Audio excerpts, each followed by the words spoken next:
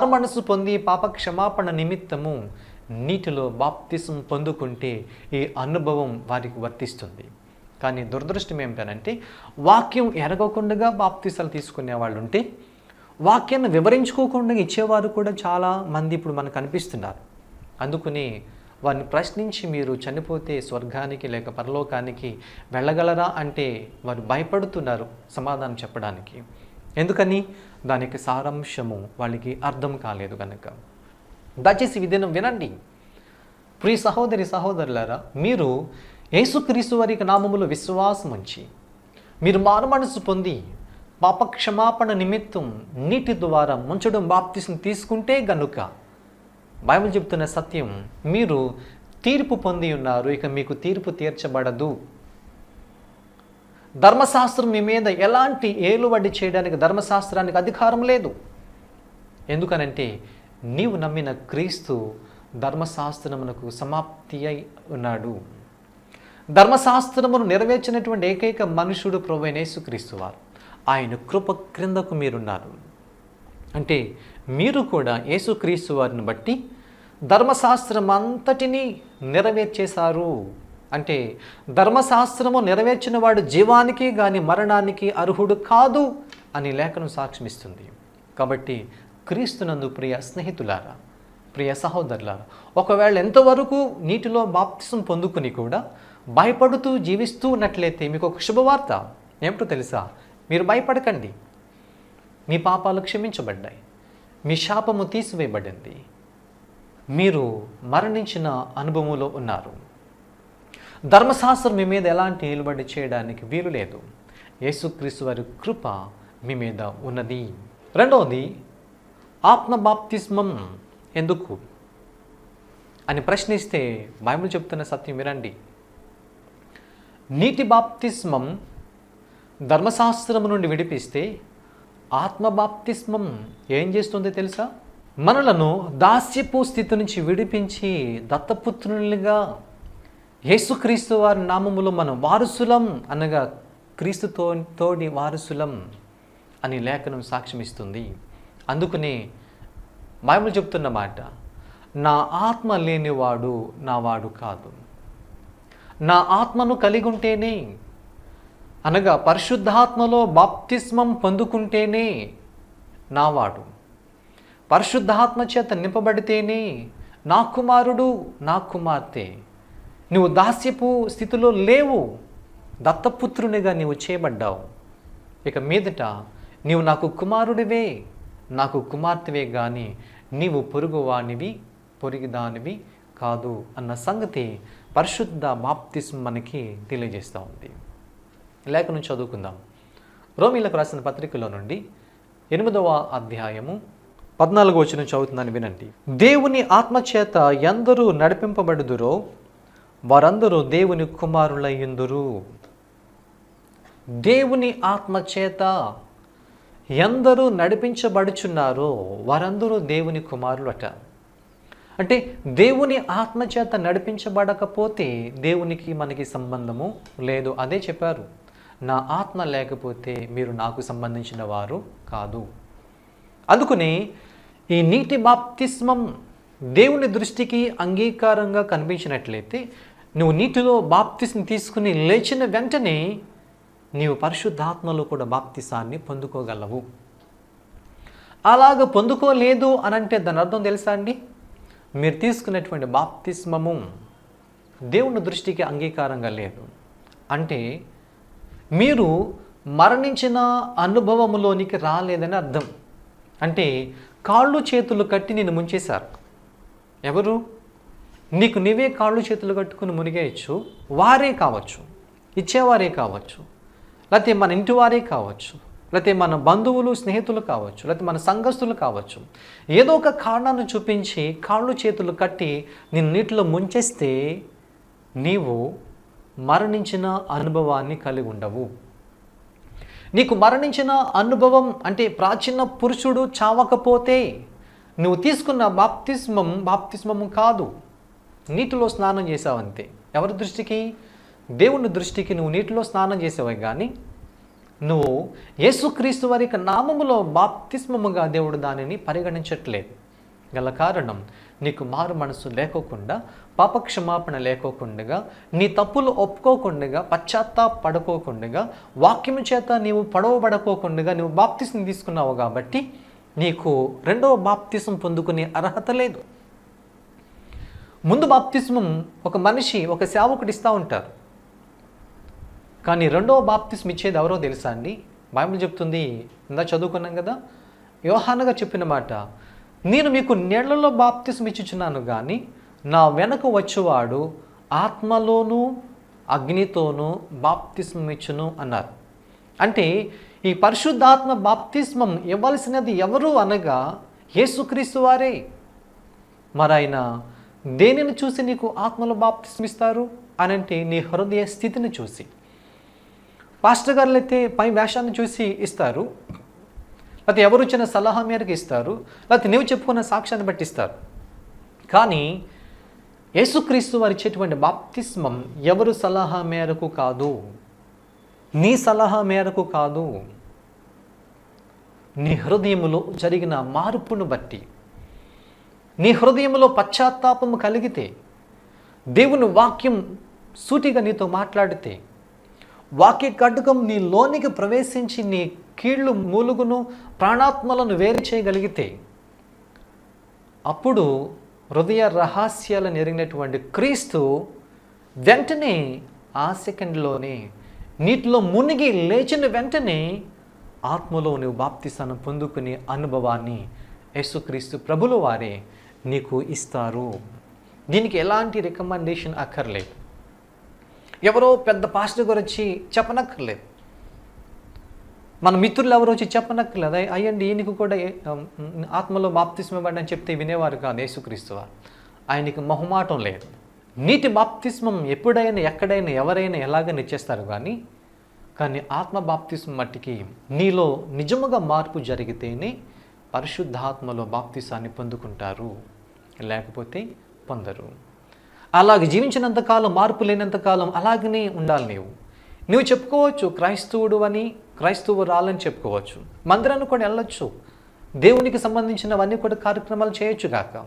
కానీ నువ్వు దేవుని బిడ్డగా ఎంచబడాలి అనంటే, నీవు దేవుని కుమార్తెగా దేవుని యొక్క జీవగ్రంథములో నీ పేరు లెక్కించబడాలి అనుకున్నట్లయితే, నీవు మారు మనసు పొంది నీ పాపములు ఒప్పుకుని యేసయ్య పాదాల దగ్గర నీ కన్నీళ్లు కార్చి నీ హృదయం రోధించేటట్లుగా ప్రార్థన చేసి, నీ హృదయం విలపించేటట్లుగా నీ జీవితాన్ని ప్రభువుకు చూపించుకోగలిగితే దేవుడు దానిని అంగీకరించి ఆత్మలో బాప్తిసాన్ని ఇస్తారు. ఎప్పుడైతే ఆత్మలో బాప్తిసం పొందుకున్నావో అనగా నువ్వు ఎప్పుడైతే పశ్చాత్తాపడి దేవుని సందులో మొరపెడుతున్నావో, నువ్వు తీసుకున్నటువంటి యేసుక్రీస్తు వారి నామంలో తీసుకున్న బాప్తిస్మం ఇప్పుడు వర్తిస్తుంది. మరలా రెండవసారి బాప్తిస్మము అక్కరలేదు, గుర్తుపెట్టుకోవాలి. బాప్తిస్మం ఒక్కటే, పౌలు చెప్పినట్లుగా విశ్వాసం ఒక్కటే, బాప్తిస్మం ఒకటే, నిరీక్షణ కూడా ఒక్కటే, దాంట్లో అనుమానం ఏమీ లేదు. అయితే నీలో మార్పు వచ్చే దినం వరకు కూడా అది అలాగే నిలిచిపోతుంది. ఆ బాప్తిస్మం నీ మీద ఎలాంటి ప్రభావం చూపించదు. కానీ ఎప్పుడైతే నీలో నిజంగా మార్పు వచ్చిందో మరలా బాప్తిస్మం అక్కర్లేదు. ఆ బాప్తిస్మం నీకు సరిపోతుంది. ఆ దినాన్ని, నీవు మార్పు పొందినటువంటి దినాన్ని నువ్వు ధర్మశాస్త్రము క్రింద నుండి విడుదల పొందుకున్నావని పరిశుద్ధాత్మ బాప్తిస్మం నీకు రుజువు పరుస్తున్నారన్నమాట. అందుకని ఒకడు నీటి మూలముగాను ఆత్మ మూలముగాను జన్మిస్తేనే దేవునికి పిల్లలు, లేకపోతే కాదు. చాలామంది ఒకసారి బాప్తిస్మం తీసుకుంటారు మార్పు లేకోకుండా, మళ్ళీ ఒక సంవత్సరం పోయిన తర్వాత, లేకపోతే ఇంకా కొన్ని దినాలు పోయిన తర్వాత మళ్ళీ తీసుకుంటూ ఉంటారు. ఇది చాలా తప్పు. బాప్తిస్మమే. నీవు మార్పు చెందితే చాలు, ఆ బాప్తిస్మం వల్ల నీకు బాప్తిస్మంగా పరిగణించబడుతుంది. తీసుకోనక్కర్లేదు. అలాగైతే చచ్చేంతకాలం తీసుకుంటూ ఉండాలి. ఎందుకని? ఏదో ఒక టైంలో పొరపాటు చేస్తూ ఉంటాం, ఏదో ఒక టైంలో ఏదో ఒక లోపం కలిగి ఉంటూ ఉంటాం, దేవునికి నచ్చని కార్యాలు ఎన్నెన్నో చేస్తూ ఉంటాం. అలాగ చేసిన ప్రతిసారి బాప్తిస్మం తీసుకుంటే ఎన్ని తీసుకోవాలి? చచ్చేలోగా అనేకమైన బాప్తిస్మం తీసుకోవాలి. అందుకని బైబిల్ చెప్తున్నమాట, బాప్తిస్మం ఒక్కటే. కనుక క్రీస్తునందు దేవుని బిడ్డలారా, ఆత్మలో బాప్తిస్మం దేవుని బిడ్డగా, దేవుని కుమారుడిగా ముద్ర వేసే భాగ్యాన్ని సంపాదించుకుంటున్నాం. ఆత్మచేత ముద్రించబడిన వారుగా లెక్కించబడుతున్నాం. దేవుని వారసులంగా మనం పిలువబడుతున్నాం. అబ్బా తండ్రి అని మొరపెట్టే భాగ్యం సంపాదించుకున్నాం. ఎవరి ద్వారా? నీటి ద్వారా బాప్తిసం తీసుకుని, రెండవది ఆత్మ ద్వారా బాప్తిసం పొందగలిగితే తండ్రిని అనగా దేవుణ్ణి అబ్బా అని పిలవగలం. సమీపింపరాని తేజస్సున్నటువంటి దేవుణ్ణి నాన్న అని పిలవగలం. నా తండ్రి అని సంబోధించగలం. అదే పరిశుద్ధాత్మలో బాప్తిసం పొందకపోతే ఆయన దేవుడు, మనం భక్తులం. ఈ ఎడబాటు అనేది ఉండిపోతుంది. ఎందుకని? భయము మనలో కలుగుతుంది. అయ్యో ఆయన పరిశుద్ధుడు, నేను ఇంకా పాపములు ఉండిపోయాను. నా ప్రార్థన వింటారో వినరో, నా మనవి ఆలకిస్తారో ఆలకించరో, నా మొరలు ప్రభు సన్నిధికి చేరుతున్నాయో లేదో, నా ప్రార్థనకు సమాధానం దొరుకుతుందో లేదో అని అనుక్షణము భయముతోనే జీవించాలే కానీ నిరీక్షణ ఉండనే ఉండదు. అదే పరిశుద్ధాత్మ బాప్తిసం పొందుకోగలిగితే అబ్బా తండ్రి అనే ధైర్యముతో ఆయన కృపాసనం ఎదుట నిలబడి ప్రార్థన చేయగలం. అలాంటి వారసత్వం కలిగి ఉండాలి అనంటే బైబిల్ చెప్తుంది ఆత్మలో బాప్తిసాన్ని మనము పొందాలి. ఇది ఎవరిస్తారు? పాస్టర్ గారు కాదు, స్వయంగా యేసుక్రీస్తు ప్రభువే ఆత్మలో బాప్తిసాన్ని ఇస్తారు. మూడో బాప్తిస్మం మరణ బాప్తిస్మం. అదేంటండి పాస్టర్ గారు, మరణం కూడా బాప్తిస్మేనంటారా మీరు? ఇదెక్కడ పోదండి అని మీరు అనుకుని నవ్వుకోకండి. దయచేసి గమనించండి, శ్రద్ధగా వినండి. మాట్లాడే ప్రతి మాట నా సొంతంగా నేను మాట్లాడడానికి ప్రయత్నం చేయలేను. వాక్యం ఆధారం చేసుకుని మాట్లాడడానికి ప్రయత్నం చేస్తాను. దయచేసి ఓపికతో మీరు వింటే కనుక విషయం అర్థమవుతుంది. ఈ మాట నా సొంతంగా చెప్పలేదు కానీ యేసుక్రీస్తు వారి లోకములో ఉన్నప్పుడు ఆయన మాట్లాడిన మాటే మీకు జ్ఞాపకం చేస్తున్నాను. లూకా సువార్త 12వ అధ్యాయము 50వ వచనం చదువుకుంటే ఆ మాట మనకు అర్థమైపోతుంది. లూకా సువార్త 12వ అధ్యాయము 50వ వచనం చదువుతున్నాను, వినండి. అయితే నేను పొందవలసిన బాప్తిస్మం ఉన్నది, అది నెరవేరు వరకు నేనెంతో ఇబ్బంది పడుచున్నాను. ఇది సంగతి. నేను మాట్లాడుతున్న మాట ఏమిటనంటే, ఈ మాట ఎవరు పలికారు అనంటే స్వయంగా యేసుక్రీస్తు ప్రభువారు ఈ లోకములో శరీరధారిగా జీవించిన సమయంలో మాట్లాడిన మాట. నేను పొందవలసిన బాప్తిస్మం ఉన్నది, అది నెరవేరేంత వరకు నేను చాలా ఇబ్బంది పడుతున్నానని ఆయన తన హృదయ వేదనను తెలియజేసుకున్నారు. ఏమిటండి? ఆయన యోహాను గారి చేత నీటిలో బాప్తిస్మం పొందుకున్నారు. వెంటనే పరిశుద్ధాత్మ దేవుడు కూడా ఆయన మీదకి వచ్చారు. మరలా ఆయన చెప్తున్న మాట, నేను పొందవలసిన బాప్తిస్మం ఉన్నది, అది నెరవేరే వరకు నేను ఎంతో ఇబ్బంది పడుచున్నానని బాధ వ్యక్తం చేస్తున్నారండి యేసుక్రీస్తు వారు. ఏంటి బాప్తిస్మం అని మనం ప్రశ్నించుకుంటే అప్పుడు అర్థమవుతుంది. ఏంటి అని అంటే, ఈ శరీరాన్ని విడిచిపెట్టుటయే అనగా మరణ బాప్తిస్మం అని గుర్తుపెట్టుకోవాలి. అంటే ఒక మనిషి మాంసములతో ఉన్నంతకాలం యేసుక్రీస్తు వారు ఏ విధంగా ఇబ్బంది పడ్డారో అలాగుననే ఈ దినం క్రీస్తులోనికి వచ్చిన మనకి కూడా ఇదే ప్రాప్తిస్తుందండి. నీటిలో బాప్తిసం తీసుకున్నాం, క్రీస్తు రక్తములో కడగబడ్డాం, పరిశుద్ధాత్మలో కూడా బాప్తిసం పొందుకున్నాం, పరిశుద్ధమైన జీవితాన్ని జీవిస్తున్నాం. అయినా అప్పుడప్పుడు మన హృదయం ఘోషిస్తుంది, ఎంతకాలం ఈ బ్రతుకు, చనిపోయి క్రీస్తుతో ఉంటే బాగుండు కదా అని ఎన్నో విధాలుగా మన శరీరం కలిగిస్తున్న ఇబ్బందిని బట్టి మన ఆత్మ ఘోషిస్తుంది. చెప్పాలంటే బైబిల్ చెప్తున్న మాట ప్రకారంగా ఈ రక్త మాంసములతో ఉన్నంత కాలము ఏమండి, బాధ, నింద, శ్రమ, శోధన, ఏమండి, ఇరుకు, ఇబ్బంది, కష్టములు, కన్నీళ్ళు, దుఃఖము, వేదన, శోధన, అపహాసము, శోధించబడుట, అపహాసించబడుట, ఇవన్నీ ఎప్పుడు ప్రాప్తిస్తుంటాయి అనంటే ఈ రక్త మాంసములతో ఉన్నంత కాలము ఈ బాధలు తప్పవు, ఈ ఇబ్బంది తప్పదు. అందుకని అప్పుడప్పుడు మనకి అపేక్ష కలుగుతుంది, ఈ లోకాన్ని విడిచి ఆ లోకానికి వెళ్ళిపోతే బాగుంటుంది కదా, యేసయ్య రాక త్వరగా వచ్చేస్తే బాగుండు కదా, ఈ శరీరం విడిచి మహిమ శరీరం ధరించుకుని ఆయనతో పాటు కూడా వెళ్ళిపోదాం కదా అని అనిపిస్తుంటుంది. ఎవరికి? అందరికీ కాదు. గమనించాలి. నిజముగా క్రీస్తు రక్తములో కడగబడి పాపక్షమాపణ నిమిత్తం నీటి ద్వారా జన్మించిన వాడు ఆత్మలో బాప్తిసం పొందుకున్న వారికే ఈ అనుభూతి వస్తుంది. మిగతా వారికి వేరే అనుభూతి వస్తుంది. చావంటేనే భయం. ఆ మాట ఎత్తితేనే భయపడతారు చాలామంది. అయ్యో అదేంటి అపశకున మాట మాట్లాడేశారు మీరు, అలాంటి మాట అనొచ్చా అని మరణము అనే మాట ఎత్తితేనే భయపడిపోయే వాళ్ళు చాలామంది ఉన్నారు. చర్చికి వెళ్ళే వాళ్ళు కూడా ఉన్నారు. అంటే వాళ్ళకి అర్థం కాలేదు మరణం అంటే ఏంటో. మరణం అంటే ఏంటో నీ క్రైస్తవ్యానికి అర్థం కాలేదండి. భయపడిపోతున్నారు మరణం అనే మాట ఎత్తితేనే. మరి మనం క్రైస్తవులు అవడానికి వీలు పడుతుందంటారా? మరణం అంటే భయపడే నీవు ఎలా క్రైస్తవుడు కాగలవు? భక్తులందరూ అపేక్షించారు. క్రీస్తు పూర్వం ఏలే అంటారు, నేను చచ్చిపోవాలని కోరిక కలుగున్నాను అంటారు ఆయన. తండ్రి నన్ను తీసుకుపోయని చెప్పి ప్రార్థన చేసుకున్నారు ఆయన, ఏలే భక్తుడు. అలాగనే క్రీస్తు శకములో కూడా అపోస్తలుడైన పౌలు చెప్తున్నమాట, బ్రతికినా మేలే, చనిపోతే మరీ మేలు, నేను క్రీస్తు కూడా ఉందును కదా అంటారు ఆయన. అంటే భక్తులందరికీ వచ్చే ఆలోచన ఏంటంటే మరణం అంటే భయము కాదు, కానీ మరణం అంటే బాప్తిస్మముగా భావిస్తుంటారు. యేసుక్రీస్తు వారు కూడా అదేనండి. ఈ లోకములో శరీరధారి ఉన్నంతకాలము నా దేవునికి దూరం ఉంటాను నేను, కనుకని నేను పొందవలసిన బాప్తిజం పొందేస్తే నాకు సమాధానం దొరుకుతుంది, నెమ్మది దొరుకుతుంది, నేను నా తండ్రి దగ్గరికి వెళ్ళిపోగలను, నా తండ్రి సన్నిధి నేను చేరుకోగలను అని మరణ అపేక్ష కలిగి ఈ శరీరాన్ని త్వరగా విడిచిపెట్టాలన్న ఆశతో ఆయన అనుకుంటున్నారు. నేను పొందవలసిన బాప్తిసం ఉన్నది, అది పొందేంతవరకు నేను చాలా ఇబ్బంది పడుచున్నాను అన్నారు ఆయన. యేసుక్రీస్తు వారు ఇబ్బంది పడ్డారండి. ఎక్కడ? ఈ భూమి మీద బ్రతకడం, ఈ భూమి మీద జీవించడం అనగా రక్తమాంసములతో ఉండడం అనేది ఇబ్బంది. ఈ ఇబ్బంది భరించలేక చాలామంది చచ్చిపోతున్నారు. నిరీక్షణ లేనివారు, విశ్వాసం లేనివారు, దేవుని ప్రేమను ఎరగినవారు.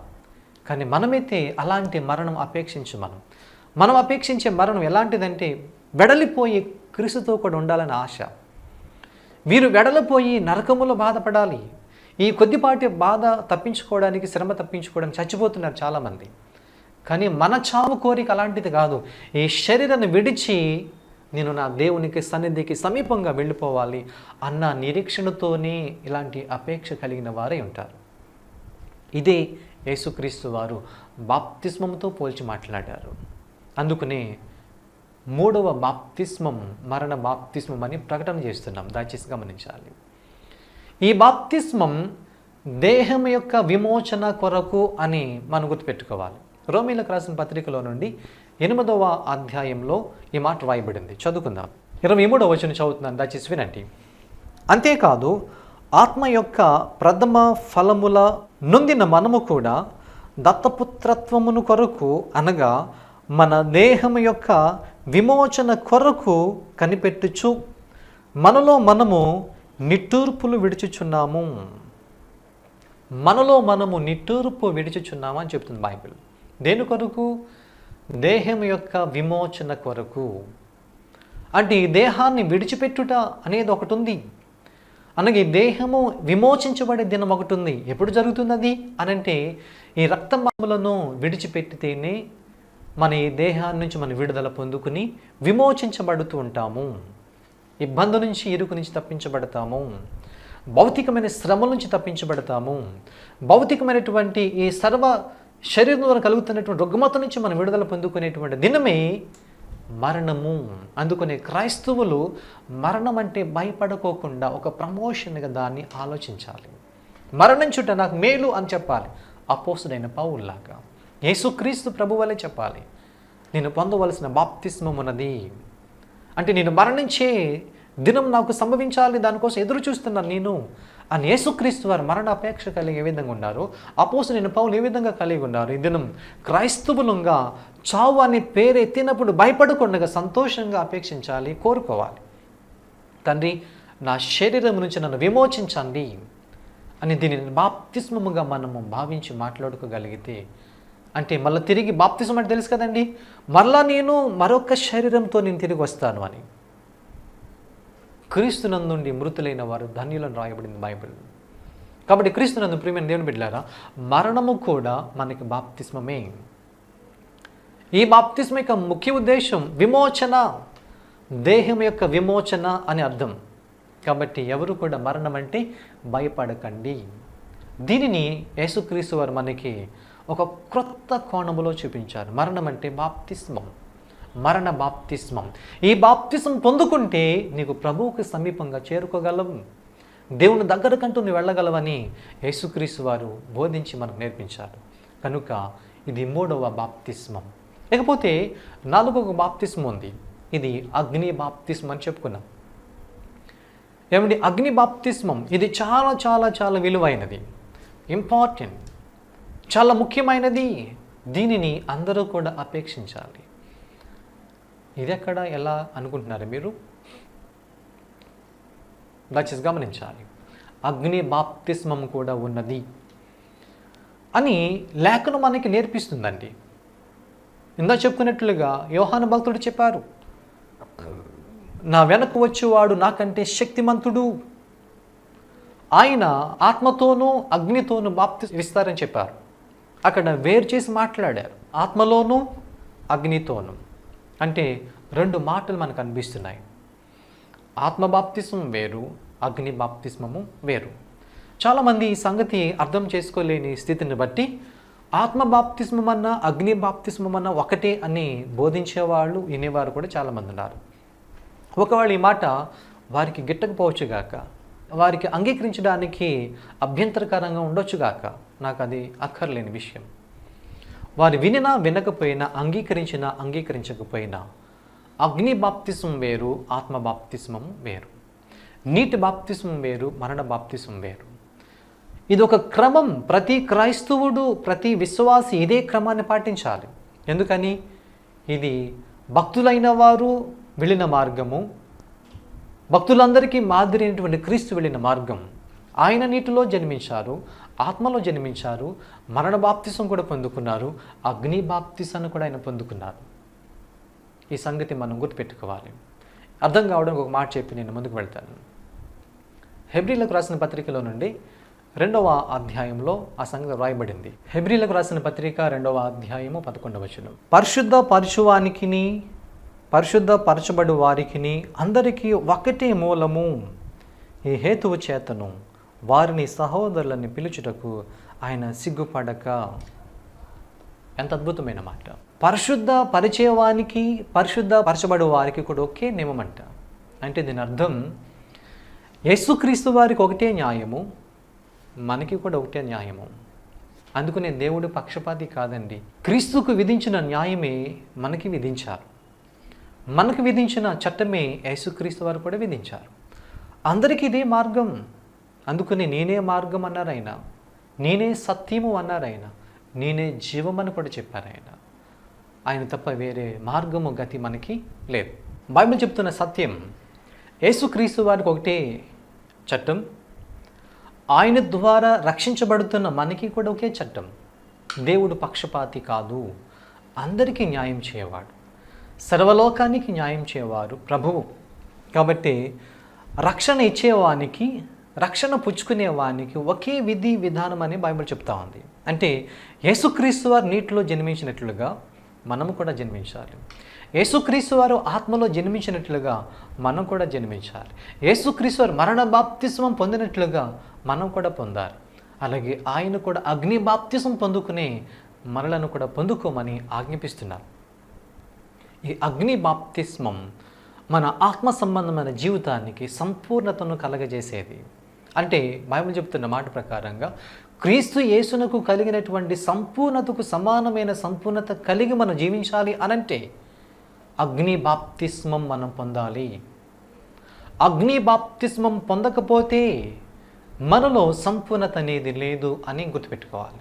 యేసుక్రీస్తు వారిని పొందుకొని విశ్వాసం నుంచి జీవితున్నటువంటి జీవితంలో ఎప్పుడైనా సంపూర్ణంగా ఫీల్ అయినటువంటి దినాలు ఉన్నాయా?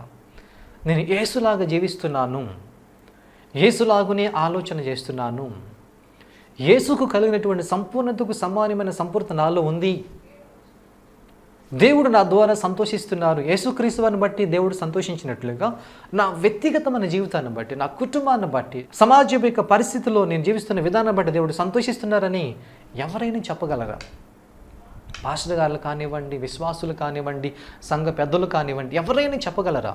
నేను సంపూర్ణంగా ఉన్నానండి, అచ్చము నేను క్రీస్తులాగానే జీవిస్తున్నానండి, క్రీస్తును పోలే నేను అపోస్తలుడైన పౌలులాగా బ్రతుకుతున్నానండి అని చెప్పే ధైర్యము నీకుందా? మన అంతరాత్మ చెప్తున్న సత్యం ఏమిటనంటే, నీవు సంపూర్ణంగా లేవు. సేవ చేస్తున్న మనం కానివ్వండి, విశ్వాసులు కానివ్వండి, ఒప్పుకోవాలి సంపూర్ణత లేదు అని. మరి ఎప్పుడు వస్తుందండి? చచ్చిపోతున్నాం కదా, ఈ సంపూర్ణత లేకుండా చచ్చిపోతున్నాం కదా, ఈ సంపూర్ణత లేకుండా ఈ లోకాన్ని విడిచిపెట్టేస్తున్నాం కదా, అసంపూర్ణంగా మన జీవితం ముగించడమేనంటారా అని ఎన్నో ప్రశ్నలతో కొంతమంది మరణించిన వాళ్ళు కూడా ఉన్నారు. అయ్యో నేను సంపూర్ణంగా జీవించలేకపోయాను అని మనస్తాపం చెంది చనిపోయిన వారు కూడా ఉన్నారు. భక్తులు ఉన్నారు, మహా భక్తులు ఉన్నారు. అయితే అసంపూర్ణంగా ఉన్న వ్యక్తిని క్రీస్తు దగ్గర నిలబడి ఆయన భార్యగా ఉండడానికి అర్హత ఉంటుందంటారా? ఆయన ఎంతో మహా పరిశుద్ధుడు, నిందించడానికి అవకాశం లేనటువంటి వ్యక్తి దేవుడు ఆయన. అలాంటి సంపూర్ణమైన వ్యక్తిత్వం కలిగిన వారిని దగ్గర ఆయన చెంత చేరి కూర్చొని అర్హత నీకు నాకుందా అనంటే చెప్తుంది లేదు అని. మరి ఎప్పుడు ఇది సాధ్యం అనంటే బైబిల్ చెప్తుంది అది అగ్ని బాప్తిస్మము ద్వారానే సాధ్యము. అగ్ని బాప్తిస్మం పొందకపోతే మనం సంపూర్ణులము కాలేము. అగ్ని బాప్తిస్మం తీసుకోకపోతే యోగ్యులము కాదు. అందుకనే 4వదిగా దేవుడు అగ్ని బాప్తిస్మాన్ని పెట్టారు. ఈ అగ్ని బాప్తిస్మం ఎవరిస్తారు అనంటే బైబిల్ చెబుతుంది యేసుక్రీస్తు వారేనండి. ఎవరు ఇవ్వడానికి అర్హత లేదు. ఆత్మలో బాప్తిస్మం ఇవ్వాలన్న యేసుక్రీస్తు వారే, అగ్నితో బాప్తిస్మం ఇవ్వాలన్న యేసుక్రీస్తు వారే. ఇది మనుషులు ఇచ్చే బాప్తిస్మము కాదు.